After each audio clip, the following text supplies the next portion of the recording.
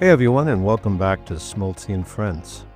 As we come to the end of the year, this is always a time when I pause and do a year-end review. I reflect where I've been, what I've learned, and most importantly, how grateful and thankful I am. Now let me say up front, I'm not big on New Year's resolutions. I'm not against them. If resolutions work for you, I'm fully supportive.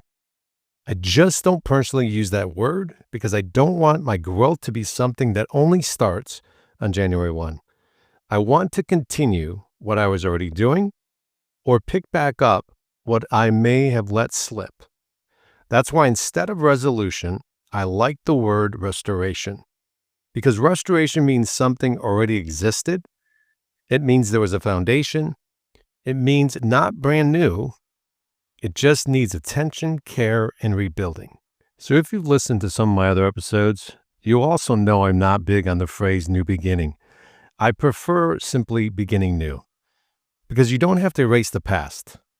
Your and my past is history, and that history brought us to where we are today.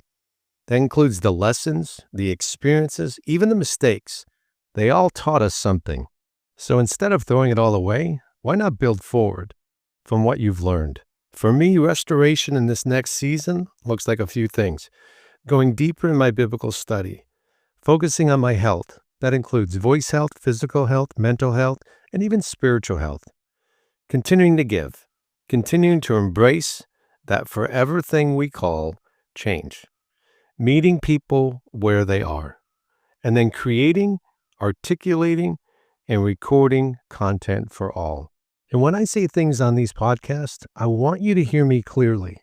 I am not excluding myself from this message or previous messages.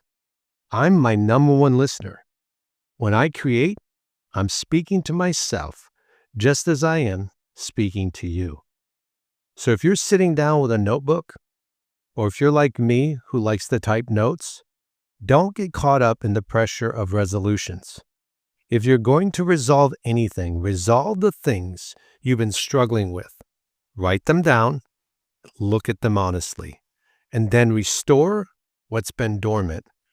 Restore what's been in hibernation.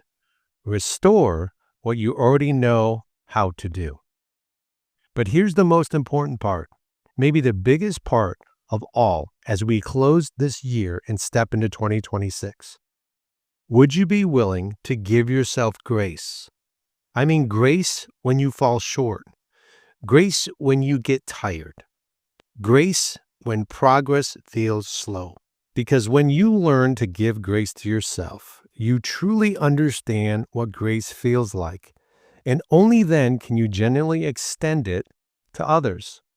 I want you to keep listening, because I will be creating another episode specifically about what I believe grace is and what it looks like in our everyday lives.